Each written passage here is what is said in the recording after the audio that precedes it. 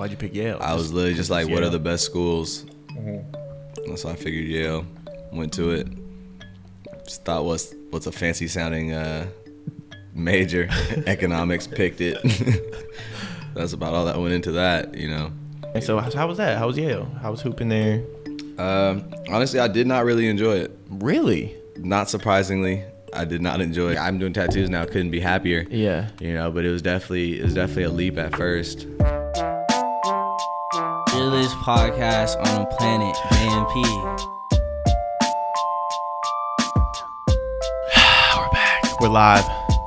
Khaliq Ghani in the house. Thank God. Finally got him in. I swear, bro, I've been texting you every Sunday. Finish this cheese real quick. You said I'm born ready right before I press play. I'm born ready. Talk to me, Jay. We got to talk in. Here, It's great to be here. Great to be here. We finally got him in. Great to be here. Wait, show the left wrist. Show Left wrist? Oh, show no, come on, Jay. That's just a little everyday thing. He got the rollie on. It's a little everyday thing. Nothing crazy. The tattoo's been paying for that or what? I can't really go into my financial situation right now. Oh, whatever happened to Tattoo Leak? Didn't you have it? Tattoo Leak had to go, actually. Wow, he had an Instagram page called Tattoo Leak. You know, for people that don't know, he does tattoos, tattoo artist. I do. One of the best in Los Angeles. In the greater Koreatown area.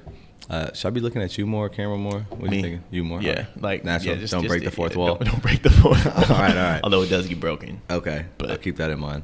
Like necessary. Like when it's necessary to break. Right. But yeah, I'm a natural. Koreatown. That's where I tattoo out of. What's it called again? Cultural Image. Cultural Image. 3921. That West wall's 6th iconic. Street. It is. That wall. Yeah. You take made a lot that of. wall. I take a lot of selfies. I didn't. Good friend, great artist, Deffer painted that wall. I just used it to take selfies in front of my favorite mirror. Yeah. So what happened to Tattoo Leak? Tattoo Leak had to go. It's hard enough, trying to get followers for my main page. That's a fact. Much less trying to start a whole new page dedicated just tattoos. So you just made your main page like your just tattoo my tattoos, page. yeah. Yeah. Just switched So I it think over. about that too. 'Cause I have the podcast page and I'm like, Yeah. this is a lot of work to like do both. you know? Yeah, I try to just keep just like a good balance of just like my own life, personal life stuff, and tattoo things. Yeah. So I feel like it get a little boring if I just only posted about tattoos. Post a lot about my dog, Del Taco, Candy.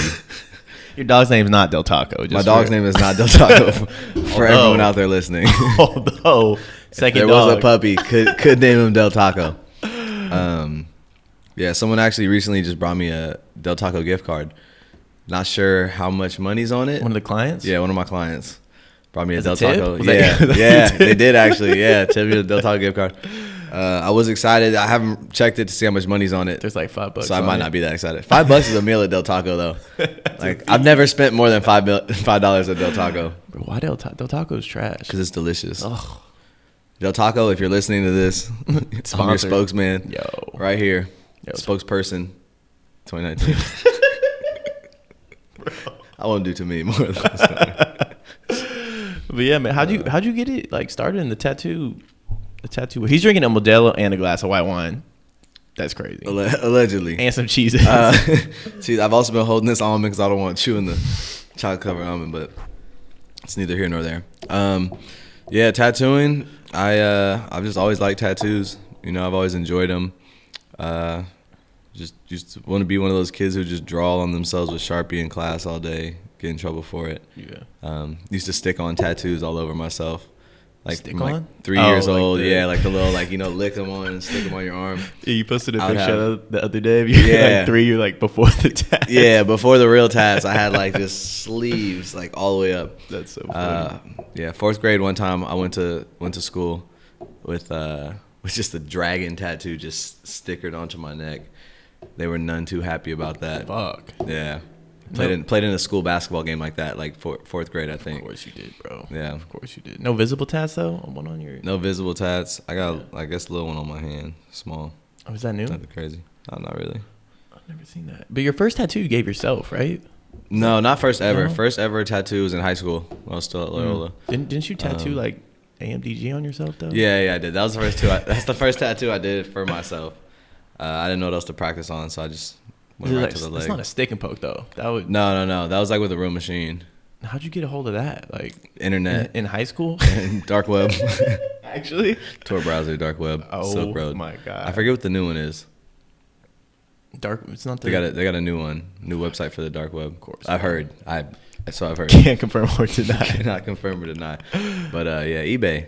You can get anything on eBay. Oh my god. Yeah. Okay, so you got your first tats in high school, and then you went. So you were hooping, Mm-hmm. and then went off to Yale. I did. People don't know you're a genius. Some people forget that. I'm pretty intelligent. What was your GPA at Loyola? It was high. It was high.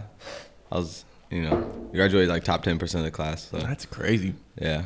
I'm like, sometimes you just throw out a word, and I'm just like, I have no idea. Yeah, it happens. It happens. It's unfortunate. I felt it. It's been slipping since I've been doing tattoos all this time. Just looking at pictures all day and not really saying things to people. The verbiage. I'll just make small talk, which doesn't really, expand anyone's vocabulary or mindset. But it's good. It makes people feel comfortable. I enjoy it. Yeah. I learn interesting things. Sometimes kind of play therapist. But Wait, so you went to Yale, I did. and you hooped at Yale. University. The Yale. I did. You studied econ there? Economics, yes. And while hooping. Whilst hooping, studying economics, amongst other things. But yes. Can't say them into a mic. Can't, yeah. Statute of limitations. I'm joking. If any Oh my the god. agencies out there listening, I'm joking. You're crazy. Bit of Okay, so how was that? How was Yale? How was hooping there? Honestly, I did not really enjoy it. Really? Not surprisingly, I did not enjoy it. Yeah, I didn't really see you there, but I went into it knowing I wasn't probably gonna enjoy it. I was just a smart kid with an interesting story from so high why'd school. you pick Yale? I was literally just like, what are the best schools? Mm-hmm. So I figured Yale. Went to it. Just thought what's a fancy sounding major. Economics. Picked it. That's about all that went into that. You didn't like hooping there either? No, I mean, luckily I made a lot of really good friends on the team. Mm-hmm. I was in a society, made a lot of good friends there. I found some good people to hang out with and society? have a good time with. Secret society. Yeah, that's all I can say about that. Could we go in on that? I actually cannot. I would love to, but Is that like a frat or what? No. It's just a it's secret society. Like the It's Brotherhood? secret Like of sorts. Freemasons? More secret. More secret. I mean, we're talking about Freemasons. We're not talking about my society. So more secret. Okay, so we can't talk. You can't say much about we that. can't. Okay, so hooping was good though. Hooping was not good. Hooping but was not good. Good friends though. I remember seeing you in the tournament though. I was in the tournament. You still got that banner, right? Of course. NCAA first round I have tournament. 2 of them. So I got one. One, my mom wouldn't let me put up in the house because it's just entirely too large. Like wrap around like 2 walls of the house, and she said that is not okay. Yeah. So that's in the closet, stored away somewhere. But yeah. Okay, I remember seeing you play Duke. Yeah. I told you this before, but Duke. it's like 16 Number seconds one. left on the Half shot clock. half turnaround, fade Little away. shimmy, one dribble, step back. Yeah. Pulls a brick. Didn't hit go. the hole. Didn't go for me. No, got pulled for other reasons. I was deathly ill at that point. I got food poisoning the night before, and I was literally puking in the toilet every time we would go back to the locker room. That's so rough. Yeah, I didn't get an hour of sleep. Did you enjoy your tournament experience though? I mean, it was all right. I was kind of over playing basketball at Yale by then. Yeah. But I mean, it was cool. Yeah. And then you went to Finland. Went to Finland. Oh, brief stint at Dominguez with Oh Khaliq. my God. How long Yeah. you play? What, 3 games at No, I Cal played State more than 3 Dominguez? games. How many? I played for like a month. I'm gonna eat this because this just melts. Yeah, me eat away. it. You're good. But yeah, he transferred. Did you transfer? Was that a grad transfer? Is that how that works? So graduated Yale, econ degree, all that good stuff. Now, was that hard for you? It was not actually. Really? You got to talk just a little Yeah, closer. I just didn't want to. Oh, my bad. Yeah, no, I mean, like I said, I got in there on my own before I even got they extended the offer for me to play there. Really? So yeah, so it was like I could handle the schoolwork. It wasn't a problem. Mm-hmm. It was funny. Everybody would joke like I've never seen Khaliq study or like crack a book. I just think if anyone's in college listening to this is the most important thing is that the key is to know the information. Don't get wrapped up in studying it. And that sounds strange at first, but a lot of times people get in like the routine of like, oh, I want to go to the library. I'm gonna make my flashcards. I'm gonna do this, that, or the other. But it's like just focus on like knowing the information versus memorizing it. Versus getting caught up in like the idea of what studying is. You know, some people just like the routine of studying. Yeah. You know, and it's like that's fine, but like it's more important to just know it and have. So confidence. how would you know it if you didn't study it? You just look at it until you know it. I don't know. It's simple. Or that could just be for me. It's that simple, but that's all I do. Okay, so it wasn't hard though. Like finals week didn't have you stressed, nothing. Not at all. I just sleep. In my heyday, I would sleep 12 hours a day, and that's like as being a D1 athlete, taking like full course load. 12 hours a day. Yeah. I would sleep from 10 until 10. Jesus. Yeah. So. And you were fine, hooping and going to school. Yeah, I was doing everything. When people complain about being student athletes, like, do not really buy into that hype. Yeah, I'm not really hearing it too much, especially because at Yale they don't show you love as an athlete. Like they're like, oh, you have a tournament and you have to go. Like, well, figure it out, get your homework in. Damn. You know, we're not like these other schools where, you know, you're taking these whatever classes. Like, yeah, it's just that's a little crazy. different. So what was your GPA there? I don't know. Yeah, I graduated with like a 3.2. That's solid, man. Especially at Yale. It's decent, especially because I think honestly, anyone who worked harder than me at Yale, like, probably. I mean, if you got a better GPA than me, you had to work harder than me. If you worked less harder than me, you would have gotten a worse GPA than me. Yeah. So I found like that perfect ground between like. Would you say you worked hard though? Respectable. No, not at all. The opposite. Like I would have had to try to work any less hard. I have to go out of my way. One year, going to class and shit or what? Sometimes, rarely. I mean, class, like that's the thing. Like, so I remember the last time I bought a book was my freshman year. I split an econ book with my friend. Never bought another book. Never read a full book. So what was your like when taking like? So there's certain classes I would know like that I had to go to class in order to know the information. A lot of that was like the actual. So you do the bare econ minimum ones. For sure. I mean, it's just everybody works differently. You know, everybody's mind works differently. That's I didn't true, need to be sitting there in class. If I know the information, I know it. Yeah. Some classes I did need to go to. A lot of econ ones were like that. But yeah, just kind of chilling. One year, I remember so we do credits by classes. So like one class is one credit. Yeah. And I think one semester I was taking like 6.5 credits, which is like, or 5.5 or 6.5, one of them, which is like a lot. It's a lot. That's a ton. Yeah. Like I think you only need like 3.5 to be a full-time student or something. I was taking like 6.5. Yeah. And having a puppy. I had a baby little pit bull. You had a pit bull? Yeah. Not Grizz? No, not Grizz. His name was Biggs. What happened to Biggs? I had to give him up. My Biggs apartment. No longer with us. No, my apartment like tripped on me. They just saw me in the backyard one time. I was like, oh, this is even my dog. Like, it's my friends. They're like, well, you can't even have like anyone's dog on property. Damn. Emailed, like told the person right away. I got home. There was an email. They're like, we're going to boot you. Like, if you don't get rid of this dog, blah, blah, blah. So, I mean, you can always fight that stuff. But I was like, I have a lot going on. School, basketball, all that. So I gave him away. Luckily, one of my friends who worked at the dining hall, his sister had a bunch of kids, and they were actually looking for a dog. So that's perfect. Perfect. I gave it to him. Yeah. But it was unfortunate because Biggs was a dope dog. Damn, I didn't even know about Biggs. Yeah, Biggs with 2 G's. With 2 G's. What were you saying though? One year you said at Yale? Oh, that was that year. So I was taking like 6.5 credits and had a dog. And I was just like, all good. Everything was chill. I was just like me and the dog taking naps all day, missing class. Yeah. 3.2. You're crazy. There was a couple classes I didn't even know where they were. Like, bro. I'm so serious. I was like, at Yale too. Yeah. That's crazy. No clue.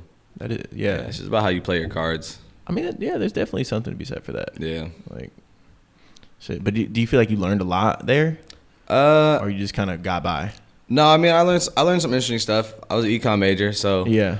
I would say like I'm a little rusty on like all the technical stuff. Yeah. No, I was an econ major too. Yeah. I remember, bro, one time I sent you a Snapchat of this fucking like econometrics homework I had. You're like, oh, Jay, just survive in advance. Yeah. Oh, yeah. That's a big thing. That's the thing. Like, college, don't get too worked up. You know, if anybody out there is in college, don't get too worked up. Yeah. I mean, it's just a test. Yeah. I literally, like, that's how I do my test. Like, I would tell people half of your test is just confidence. I'm so serious. Like, if you can go in there, get your partial credits. If not more. If not more. If not more. 50, like, that's, you know, that's on the low end. But, like, literally, if you're not confident, how are you gonna do? Like, you can make yourself sound like you know a little bit of what you're talking about, at least. Yeah. You know, if you don't know it, go for some partial credit. No one says you have to be 100% right. Take the big swing. You know, ride the curve. Ride the Econ curve. classes are tough. You know, take that B in advance. You know, there's nothing wrong with that. Oh my god. Yeah, dude. I remember I would see like kids. I'd walk into the same like Spanish test with someone else. You know, in my class, and like they're next to me, like looking like they haven't slept all night. Tweaked out on Adderall. For real though. You know, and I'm sitting there like they're breaking out into sweat. I'm like, what is going on? You look, you haven't slept. They're like, yeah, I haven't slept. I've been studying for this test. I'm like, that's crazy because I was asleep. I've been asleep for 10 hours. I just woke up, you know, and had some breakfast. No, yeah. And now I'm here, and like we ended up getting like the same score on the test. Yeah, that's crazy. And these like other kids who also got into Yale on their own. But what if you applied yourself? You probably could have got 4.0. Probably not. But econ stuff to get 4.0. They're not just handing out A's. Nah, and that's really the thing too. not. Is like, so I would just you know you gotta play it smart. Yeah. You know, there's some things that I'm just like, hey, I'm not gonna understand this by the time the test is. Let me try and understand like the parts that I can. Yeah. You know, but like I'm not gonna stress myself out because like some things just don't click right away. No, which is strange, especially at a place like Yale. Most of the people there are smart. They're used to everything clicking right away. Yeah. Like I was never that kid who's gonna spend 12 hours doing a problem set. You know.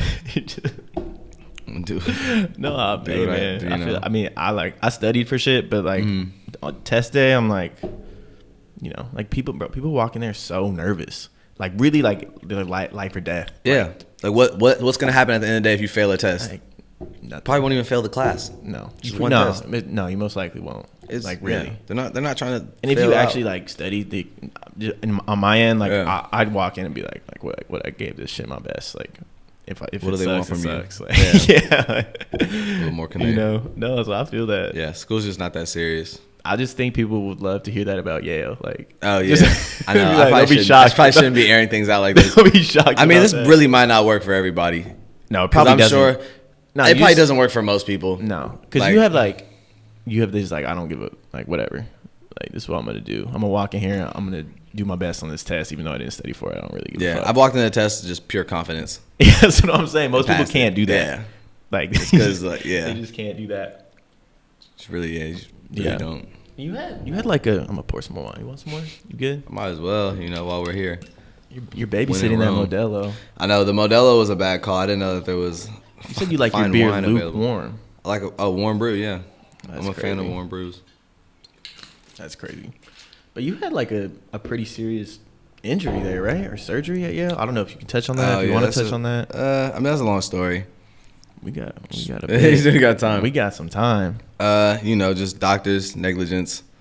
Yeah, just simple surgery turned a lot more complicated.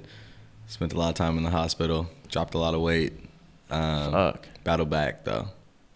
Battled back. Finished the semester. I spent like a month and some change in the hospital. Really? Yeah, and they were trying to tell me not to finish the semester, and I was like, if you think I did half a semester of work To not finish yeah, the to not finish the semester Yeah. out, like I know the last people who worked for free. They were slaves, Jay. Fool me once. You're crazy for that. It's true though. Wait, so same thing with credits because they try and trick you because you have to take languages and everyone ends up with you take 3 language classes, and so you end up with a half a credit. So like Yeah. you have to graduate with like 36 or whatever the number is. Yeah. So most people graduate with 36 and a half. Uh-huh. And I'm like, well, you wouldn't let me graduate with 35 and a half, so I'm not going to graduate with a half more than I need. So like I was petty and found a half semester class and took that. Oh my god. Bro. So a doctor fucked up a routine surgery, you said, and then like just kind of spiraled from there. Yeah, it just all went downhill. Saw the lights, all that good stuff. That's Yeah, I was scary, on my man. deathbed, Jay. Actually, Yeah. it's like that. That's that serious. Yeah, it was that serious. They came to give me my last rites and everything. They didn't think I was gonna make it. For real? Yeah, but I pulled through. That's fucking heavy, bro. Yeah, like you're just saying that like it's mellow, but that's some serious shit. Yeah, I can't change it. It happened. Yeah. But Like what did that do? Definitely for you? changed my outlook on That's life. what I was about to say, yeah. Because coming out of high school, I was like, all right, I'm gonna go to the best school, fancy major, go do like finance, like some like investment banking type stuff. I was like, I know I'm probably not gonna like my time at this school just because I'm not like most of the kids there. And I was like, everyone says whatever about investment banking. And I was like, all right, but they make, super bread. So I'm like, whatever, I'll hate my life for a while and make a bunch of money.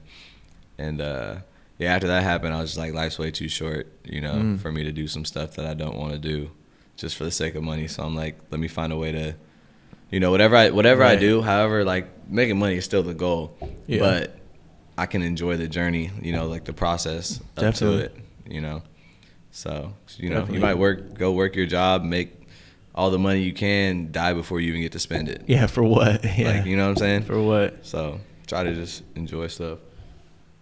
Well, I can. Yeah, that's crazy. So you were on track to do like the whole investment banking route? Yeah. I was like a lot of my friends do that stuff. Yeah. Yeah, a lot of like my good friends. AJ's doing that, right? Yeah. He was at least. I haven't talked to him in a second, but yeah, a lot of my really close friends did it. So then that whole incident that just switched your outlook. You're like, I want to do something. Yeah, I was just like, life's too short, know, because I've always been a healthy kid. Didn't think I was invincible, but like, you don't think things like that'll happen to you. Definitely not. Especially not like on account of someone who's supposed to be a doctor who's supposed to, know what they're doing and things like, especially at Yale Hospital. So at Yale Hospital. Yeah, of all places, That's why I always tell people, like, don't believe the hype, You can't. That's crazy. Yeah. Man. Oh, so that didn't help your time at like how you feel about Yale either then? No, I mean, that was more like just that doctor. That didn't really have that much to do with it. I mean, I got lucky because I was on Yale insurance, so I didn't have to pay anything. Oh, so even though I shouldn't have to pay anything. No, I mean, you would actually, yeah. That's fucked. Yeah, it's messed up, but like luckily I was, the way like my financial aid was set up, I didn't have to pay for anything, so that was clean. Yeah. Yeah. Damn. So then after that, did you like when you graduated? Did you even like test the waters and like on Wall Street and shit, or did you just go straight back? Yeah, no, I already knew that wasn't it. So after, I'm not a big New York fan. Got it. For me personally, I can't live there. Too fast, too hectic. Too many people around me. Yeah. I don't like that. People all behind me to the side. One time before the tournament, they were taking us to a game out there, and they were gonna show us. I forget what they were gonna show us. But basically, like in rush hour, they drop us off like in the middle of Times Square. Like literally, like we're driving through with the bus, and they drop us off. And they're like, "All right, everyone, get out. We're getting out here." And I didn't like it at all. It might be the worst place in the world to do that. I was just on edge the whole entire time, just paranoid. Too many people around me. That's not I can't live like that. Mm-hmm. Subways. It's not for me. No. Yeah, not a subway guy. Not the public transportation guy. I don't like public transportation, honestly. Some people, it's fine. Do what you gotta do. But like, if I can't drive or if someone can't pick me up, I probably don't need to go that badly. No, that's too funny. So you came back here. No, so you went to Finland. You hooped. You came back to Dominguez. I went to Dominguez for a hot second because Khaliq transferred over there. Khalil's brother. I was getting like some cool D1 offers, Mm-hmm. For a grad transfer. Yeah, grad transfer. There's some cool offers. Like the bigger ones didn't have full scholarships for me. Mm-hmm. They had like partials, and then they're like, oh, you could like work a job sometimes and like make money like that to like pay for the rest of it. The rest. Yeah. I was like, I just got done graduating from Yale for free. I paid no money. Yeah. Like, in all honesty, I probably made money. Like, I feel like very few people like can go to college and then leave with more money than they came in with. Yeah. Yeah. The 1%. So I'm a 1%er. Occupy me. Yes. Pause. So then, just in case. Yeah. So then Dominguez. Yeah. So then my brother transferred to Dominguez, Khaliq, and I was just like, the coach was like, "Hey, come play with your brother. Like have some fun." Damn, he stole you. Yeah, bro, snagged me. Cause they were like, you don't have to pay for anything, full scholarship, blah blah. And I'm like, all right, whatever. Went there, it'd be cool to play with my brother. Mm-hmm. It's like cool. Things didn't necessarily go as planned. As far as like freedom to do what I wanted out on the court. You're trying to get some shots up. I just want to shoot one-leg threes, like one-legged fadeaway threes, but that doesn't go over well all the time, even if they go in. But no, I had a good time there. I met a lot of good people. Yeah. Made a lot of friends from up north. So we had a lot of guys from the Bay. From up north. Oh, yeah, a lot Bay of Area guys on the guys. team. Yeah, came and played down there, and whatchamacallit? Oh yeah, from there I kind of hurt myself too while I was there, and it wasn't really getting better. Hurt my hip flexor. Left early. I was just like, I've had my time at Dominguez. Yeah. So were you actively looking, or did someone like call you for? No, one of my boys. Contract? He was playing like in what was it, like the second tier league in Finland, and he was just like, oh, like they're looking for somebody, like, and he was like, I showed him your tape, you know, yeah, 'cause I had my tapes cut from Yale and stuff, and so yeah, I went out there. Luckily, I was still able to play even like through my injury. Is this where, can we cut to things in the video? This yeah. This is where we'll cut to some Finland highlights for y'all. Wait, so what part of Finland were you in? I was in I'll just have Loima. him playing like while we're talking. Oh yeah, straight through. I love it. Yeah, I was playing in Loima for the Bisons. Loima, it's like a little country town in Finland, close to Turku.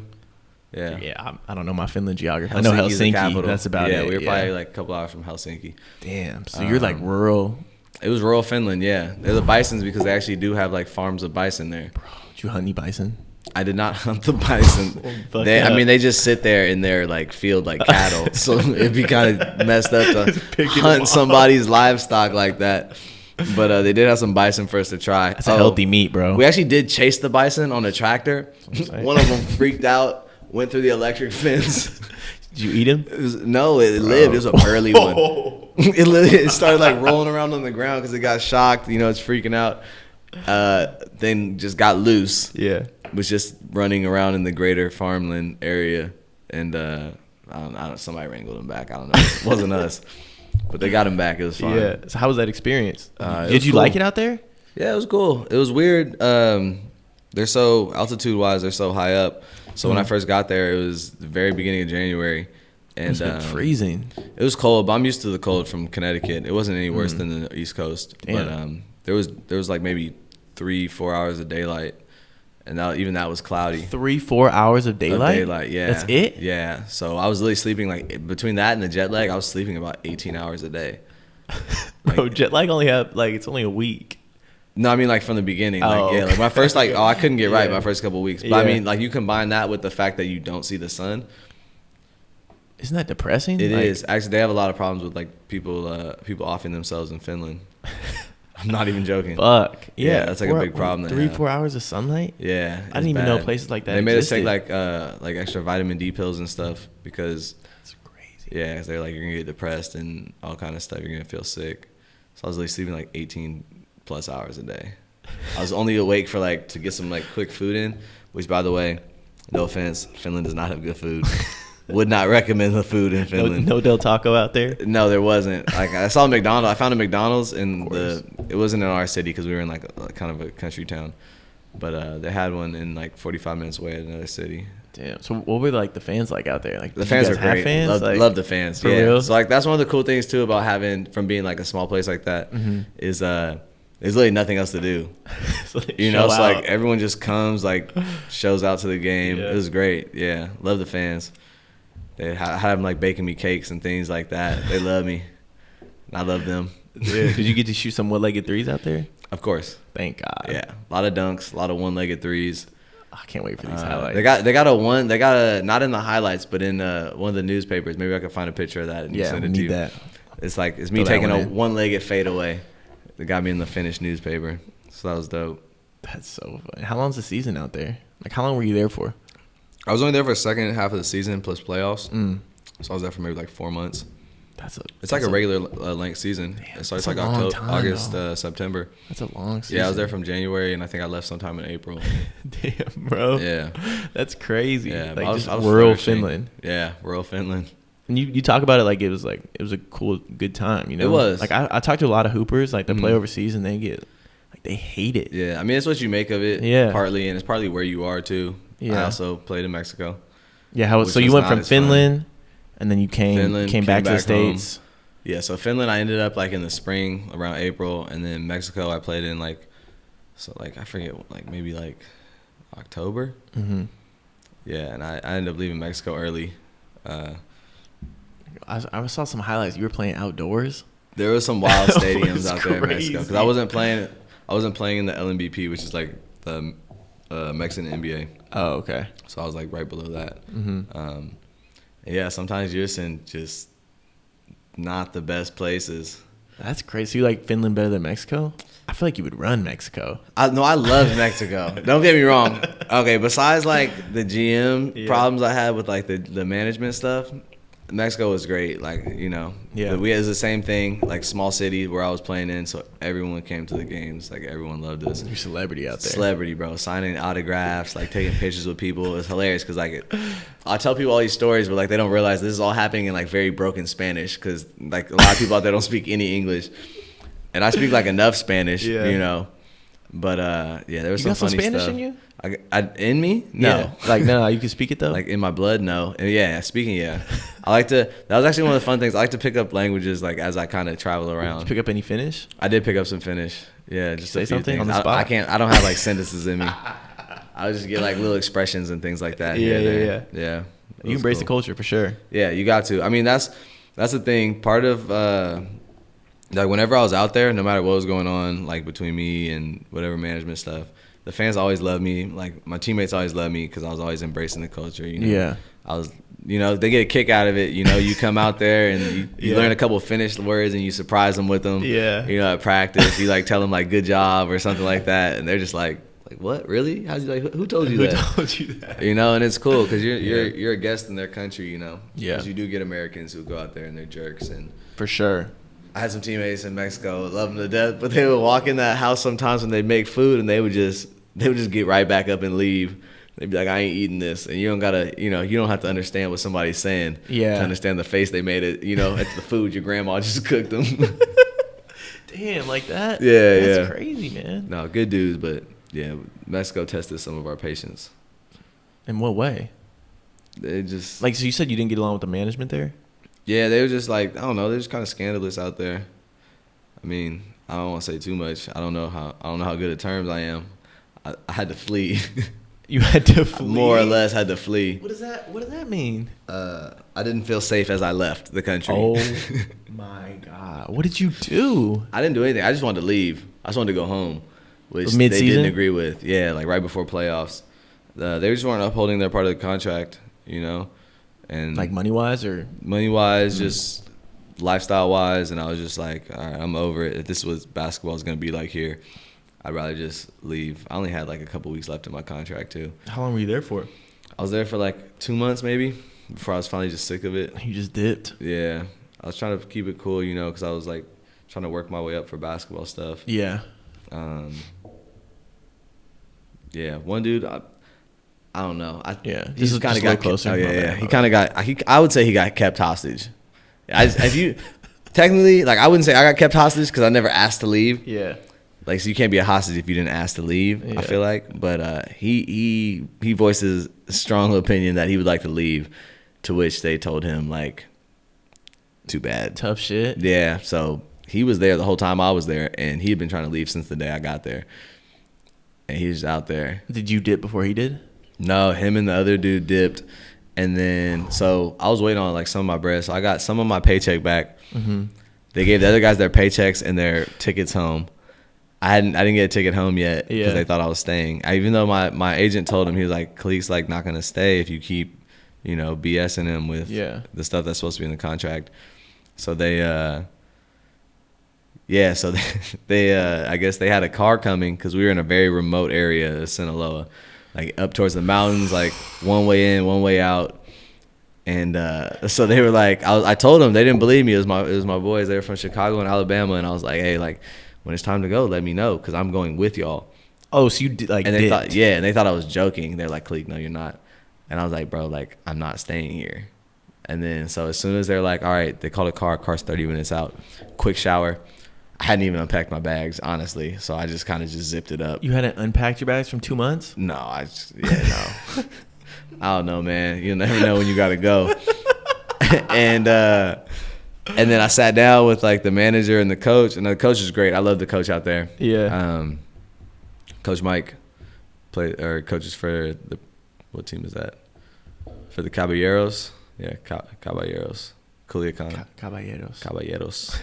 Yeah, it's the Culiacan team. Great dude, love him. I know he was sad to see me go, and I was sad to like leave him and the team and all the players. But sometimes you just gotta do what's best for yourself. Definitely. You know, especially in the situation I was in. But you didn't have a ticket, and I'm telling it, yeah. But that's okay. So I told the GM, this one dude, not a fan of him. And we're like trying to communicate. He can't speak that good English. My Spanish is just all right. But he gets the gist of when they leave, I'm leaving with them. Like I am also gone. Leave, I leave. Yeah, like I'm gone. Like vamos back to the States. And yeah, so then he got mad and he was like, no. And I was like, yeah. And he was like, you're not allowed to leave. I have a contract. And I was like, no, that just means I have to play basketball here. That doesn't mean I have to doesn't mean you can hold me here against my will. Yeah. Like that's not what a basketball contract entails. You were almost a prisoner. Yeah. Well, okay, let me get to that too. So I told them I was leaving. And so when they found that out, they were just like, okay, well, y'all two already wanted to leave. And I guess he's jumping out of there with you. And he was like, I'm not getting you a flight. And I was like, okay, I'll get my own flight to TJ for like 200 pesos. Yeah. That wasn't 200 pesos. It was more than that. It was more pesos yeah. than that.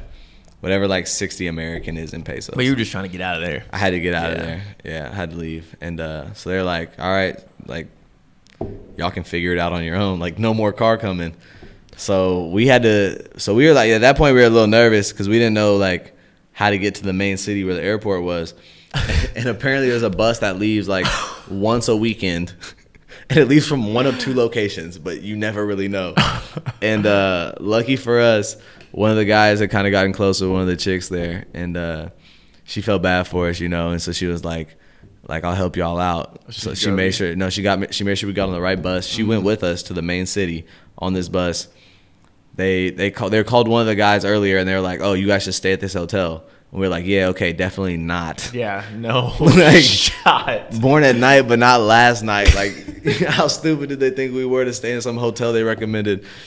But, yeah, so we were just so freaked out, though. Like, we had the girl put the hotel in her name, and we just paid her the pesos for it. God damn. Yeah, we were nervous. We were nervous. Well, because one guy, another guy, it was kind of on him. He left one team, and he said all these things about how he was going to, like, you know, like beat the dude up. Like he was talking to his former coach so they sent him on a bus back. And he's telling the coach like I'm gonna do certain things with your wife. I'm gonna come back, you know, I'm gonna whip your ass, like things like that. And the coach was like, oh, okay, bet. Called up some of his army buddies. The army buddies went, stopped the bus before it hit the border, drug him out the bus, and put him in Mexican jail for like 2 weeks. So, like, this is what's on my mind. Wait, that was a dude that was with you? No. Oh, that was a different guy from another team. Yeah. No, not the homie. I don't know this man. But that's what happened to him. So the whole time we're on the bus, we're like, when are they going to stop this bus and drag us out to Mexican prison?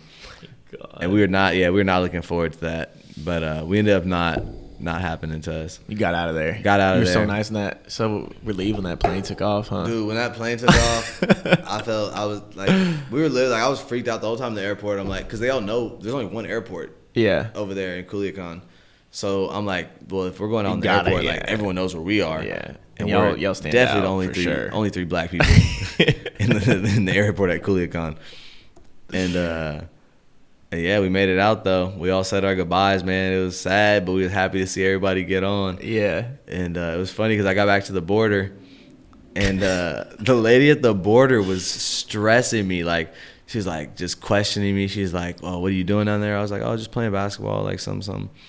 She was like, "Oh," she's like, well, like she's like asking me things like where I went to school. Yeah. And I was like, Yale. And she was like, "Oh, did you really?" And I'm like, "Yeah." And she's like, "Well, what did you get a degree in?" And I was like, "Economics." She's like, "Well, how do you plan on using that to make a living for yourself?" Something like grilling me at the border. Don't worry about me. Normally, like I don't play that. Yeah. Like I would have popped off, but I just got this close back to America. Like nothing could upset me. I damn near skipped across the border. I was so happy. My boy Corey Bowles picked me up. I hit him up. I was like, "Hey man, like stuff went down. I'm gonna be at TJ in like 2 hours." He scooped you from LA? Scooped me. He scooped me from because he was still at San Diego at USD. Yeah. So first day out, I was in USD acting up. Oh my god, that's bad news for everybody. That's bad news for the city of San Diego. I've run rampant in San So Diego you got on back. many occasions. And then, yes. Yeah. You have run rampant. That is neither here nor there. Nurse. Nurse. Anyways. Yeah, San Diego was great. Got to hang out with Corey, hang out with my boy Jeff. Jeff got a new song out. Check Jeffrey it out. Campbell. Yeah. A.K.A. Mr. Kawasaki. Kawasaki. What's the new EP called? I'm not sure. I've just been listening to it. Go listen to it. Check it out. Yes. Plug it. Put a little thing. I got you. Look up there in that corner right here where I'm pointing. It's gonna be right there. Okay. But but you're done hooping now, right? Yeah. Okay. Done. So basically after that, actually when I was in college, that's when I did my first tattoo on myself. Didn't really start. Well, that was in taking college. it seriously. Yeah. Oh, I thought you were blasted at Loyola. No. No, that was when I had tattoos. Did your first tattoo on yourself? First tattoo, yeah. So I did it in college, and then kind of started messing around with it again. Did a few here or there, and then I was playing basketball training. You can only play basketball and train so many hours in a day. So the other time I would just hang out up at the shop. They just opened up a new shop. They named my tattoo artist, and so you just chill with him? Yeah, his apprentice at the time, Noah, who's one of my really good friends. They had started up this tattoo shop, and so I would go just hang out, help him out with stuff, and I just like kept becoming more and more interested. I would do tattoos on my thighs, terrible tattoos on my thighs. They were better than some tattoos I've seen out there, but like when you're like those two guys, they can really tattoo. So like anytime I do a tattoo, obviously it wouldn't hold a candle to theirs, but I would show them still all excited. Get all hyped. Like, oh yeah, bro, like this for sure. Good job, yeah, sick. But they just saw how interested I was in it. You know, they know I'm a smart kid, and you know, they trust me, care about me. So they're like, hey, just leave basketball alone. Come with us, do an apprenticeship. You know, we'll teach you the ropes. We'll get you nice. And I was still just kind of like, nah, like I'm playing basketball. I felt like I hadn't really. I felt like I was at the top of my game at that point, but that I hadn't been put on a stage to really display it and prove it. Yeah, and that's what I really wanted. So I was supposed to go to Australia and play for a team in Melbourne. A couple weeks before I was supposed to ship out there, hurt my foot. Just like a strange injury, man. Like just like right where the arch is, there's like a tendon, I guess. Messed it up. Asked them to push it back. Figured I would be back quick. Yeah. Wasn't back in time. Asked them to push it back again. They pushed it back another week. I still wasn't going to be ready. And they told me they had to fill up the team. So, so it was either looking like wait and get healthy again and go play in Mexico in the higher league, or just kind of do tattoos, kind of jump into that. You did not want to go back to Mexico. And I did not want to go back to Mexico. It's funny, like probably like sometime earlier this year or last year, I actually found an old email in my email like inbox from a team somewhere else that wanted to pick me up like out in the Balkans for like a decent little paycheck. Yeah, but so that would have been interesting. I don't know what I would have chose had I seen that email. Oh, so you just completely missed it? I just missed the email. Yeah. That's crazy how that works. Yeah, it is. Yeah, because I'm doing tattoos now. Couldn't be happier. Yeah, but it was definitely a leap at first. So I'm used to just playing basketball and being a good student and things like that. Yeah, for sure. I never thought of myself as like an artist, or that like doing art is like how I would make a living. Right. So it's strange jumping into that. Yeah. It's kind of nerve wracking, but I did it anyways. I had good people around me. So I did it, and I thought in-game wise too. I just figured in-game wise, I'm getting a lot of love from the people around this. Like, basketball, sure. I didn't always get the most love, even though I could hoop. So sometimes you just got to follow the love, and at the end of the day, there's a lot of bread to be made doing tattoos. Yeah, can you talk about that? Because, like, I don't know that. There's people making a lot of money doing tattoos. That's all I'm going to say about that. Yeah. And so if I can even get, like, a piece of that, I'll be sitting pretty, Yeah. And it's also, like I said earlier, like it's a lot about lifestyle. You can make $1 million a year. It's about lifestyle, and it's about like financial, just how you handle your finances. A person can be making $100,000 a year, but they got a car note and a certain house note. Yep. And they're saving at the end of the year $5,000 a year. This is just a random scenario. Yeah. Somebody's making half of what they're making, $50,000 a year. They can get their overhead to 35. They're making they're saving $15,000 a year. So at the end of the day, you know, they're ahead of the other person. They're making half as much, but they're saving 15 over 5. You know what I'm saying? Sure. So no, like, I know, yeah, exactly. Yeah. It's like that. You heard of the hedonic treadmill too? What's that? It's like pretty much like you're making 100, like in that scenario, you're making 100 grand. Then like you make 200 grand, and then you like buy a nicer car, start shopping at Whole Foods, buy a nicer apartment, right? and then so you're never still only changing saving your overhead. 5. Exactly. I mean, there's people making $1 million a year who are living paycheck to paycheck. Literally. You know, your job gone, all that nice stuff you thought you had is gone right with it. You know, so like how, you're not saving shit. That's part of the not New York investing thing shit. for me too. I was just like, New York's so expensive. You're paying for everything. Yeah. And it's like if you're making all that money, but you're only able to save so much of it. Yeah. Like what's the point? What good is it? Yeah. What's the point? I'd rather make a little bit less money. I mean, I can even make as much, if not more money, but even in the beginning, I'd rather make a little bit less money, be living a lifestyle that I enjoy, you know, that I feel like strongly about, than do something that I'm not liking. Definitely, especially long run. Like you said, there's a lot of money in it, and your shit's fucking good, bro. Like for real, you know. Yeah, like, I've been working at it. Yeah. So what's that like? That process? Like, it's an apprenticeship, right?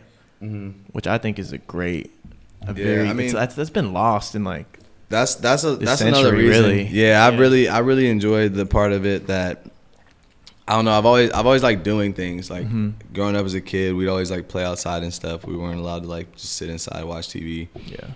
Always like try and build stuff, take things apart, stuff like that. Yeah. I don't know. It's just like something to be said about working with your hands 100%. and really making something. Not to take away from like anyone who does things like, you know, just thinking wise. Like that's always thinking's great. Always need new ideas, things like that. But there's also just something that's just like special about working with your hands and actually 100%. Creating something. 100%. Yeah, and so apprenticeship, that's not really something you can just teach. You can't just look at something and like, you know. Yeah. So what's that program like? Is it like a couple years? Everybody does it differently. So our apprenticeship. More wine? Don't mind if I do. Thank you kindly. Of course. And so the way we do it is just a 2-year thing. It's pretty.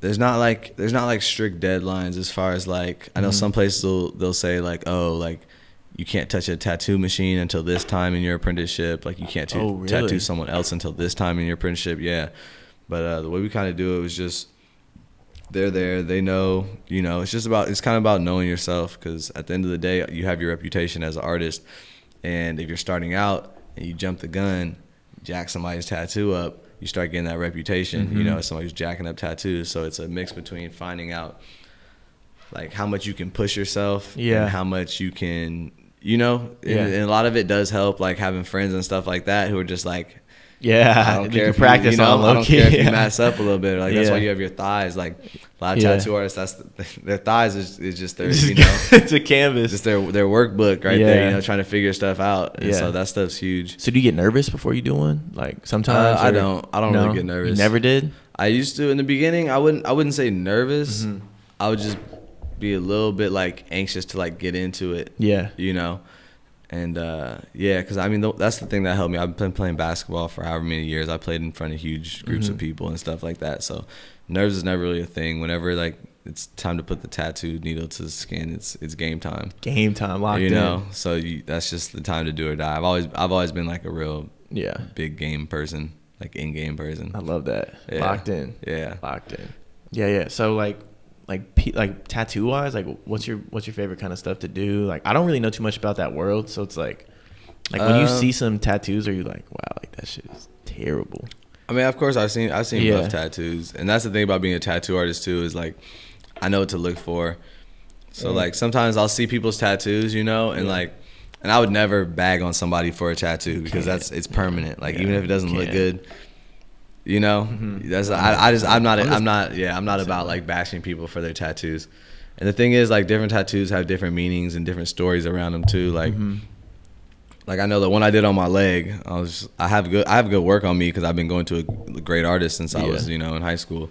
But I was just like, all right, I might end up with like an awful tattoo on my leg. But I'm like, you know, at the end of the day, the story is like I just picked up a machine and tried it myself. That's like, probably like one of your favorites. That's a pretty dope story. Yeah. You know, so like people always like, you know, someone might have a shitty tattoo. You don't know what happened behind it. Yeah. You know, it could have been something like a really fun story or like something really meaningful that happened. And I think there's something to be said about that. Yeah. Yeah. Definitely, man. Shit. So where are you in your apprenticeship now? Are you done with it? I know. No. So I think. So in February is when my apprenticeship's over. However many months that is. So that's coming up though. Yeah, soon. Like 3-4 months. Yeah. So then, are you like an independent artist, or how does that work? I don't know. It's just probably just change up things with like the way that like money and stuff works like that, and like scheduling. I'll be a little more free to like, kind of move about. Because right now I'm supposed to doing all my tattoos outside or inside the shop, and then I really want to be able to like travel different places and do some tattoos while I'm out there and things like that. Because I'm in the shop. I have to be in the shop like as long as it's open. So right now it's 6 days a week, like 8 to 10 hours a day. So it's a grind, but it's helped get me to where I am. Yeah, for sure. A lot of people will be really confused when I tell them, I haven't been tattooing for 2 years yet.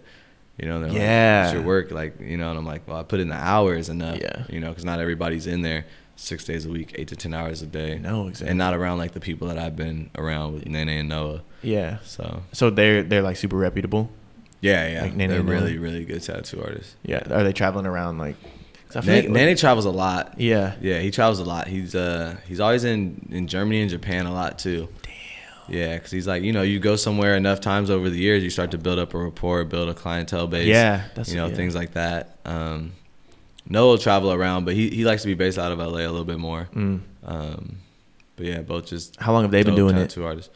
Noah's probably been doing it about 2 years longer than me. So he was just finishing up his apprenticeship when I was coming in. And Nene's been doing it for years. Yeah? Yeah, like probably at least 20 years. Damn. If not more. That's crazy, man. So that's so cool that you get to like, you can travel and like work and then. Yeah. Because I love that whole like traveling aspect. Yeah, that's the plan is like, it's cool too because, my sister's playing overseas. So when I go visit her, I'm just going to bring my tattoo stuff. Yeah. And it's dope to like, be able to tattoo like some of her teammates or like some of her friends that she's made over there. Yeah, for sure. It's fun. It's like a little you like, can memento. build up a little bit of a like clientele. Yeah, you never know, too. man. Go out to Italy, people are banging with my tattoos. Yeah, and find myself back out in Italy some other time. So that's really where it is. That's where a lot of like social media stuff comes into play. Right. Because you get a lot of like inquiries from that. Yeah, I get a lot of people because it's just pictures, At Leak from the Wood.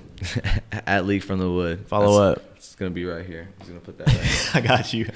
And but yeah, because like the thing is like you can be a good tattoo artist, but like the things that's gonna justify like where a lot of people have like really expensive minimums and like prices for their tattoos, a lot of what justifies that is not just skill but just your platform, because then you start to become a brand, right?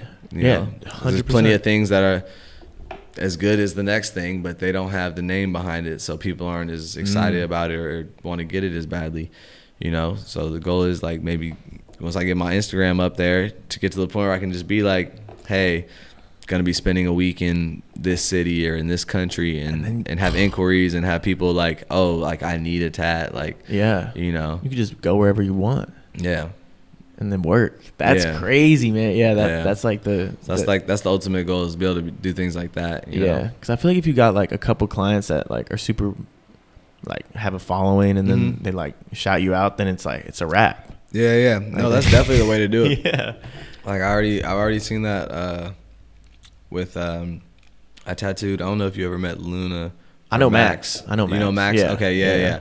So I tattooed them and they posted my stuff. Luna has a huge she has a good following, Max is getting up there too. Well, the thing is too is that her followers just really just bang with her, like they're like, ride or die. Because there's some people who have like a lot of followers, but it's just like they don't have maybe the their engagement isn't where other people's are, so she has like a good amount of followers and like they're super engaged. So I literally did the tattoo for her, had a great time doing that, and she like put it on her Instagram, made a little YouTube video that like had me in it, and like just went up a couple thousand, Yeah, and like I don't have like a lot of followers, but like that kind of stuff is like crazy to see. Like your followers just like double up or jump up like that. That shit's crazy.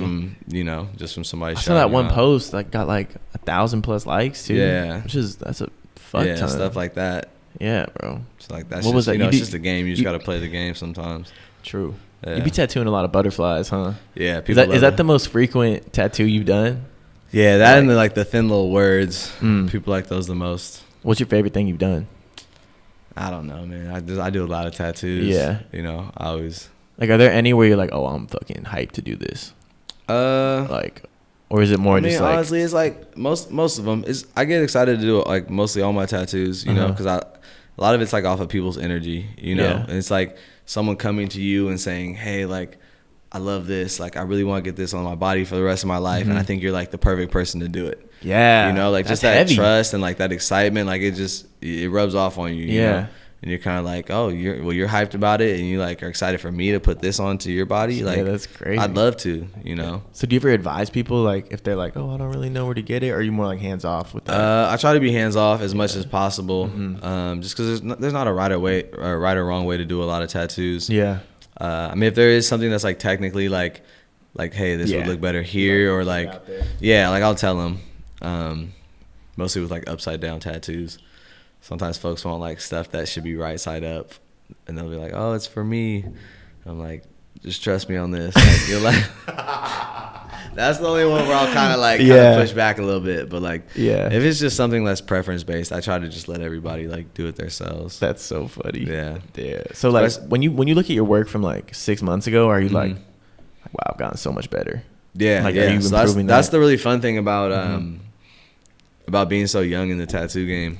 Is that like, you know, like I think my work is like vastly improved, and I'm very critical of myself, you know. So like I'm extra humble about my tattoo stuff, but like everyone has really been like complimenting it and really enjoying it, and just watching that journey and being so young in it. I get to watch like, you know, kind of that curve, because it's been a while since I've done something that I've never done before, you know. I've been playing basketball since I was forever. 3 years old. You know, at a certain point, obviously there's always room to get better, but like the gap between where you were today and where you are 6 months from now is not always as big in something that you've been doing for so long. That's super insightful. You know? So like just to see myself go from like barely being able to make a straight line, or like, you know, barely being able to make something that looks halfway decent, to like putting out something realistic, or putting out something where not just people around me who I know who support me are saying that's dope, to where like random people are just like, oh, I like that. Like, oh, I want you to do my next tattoo.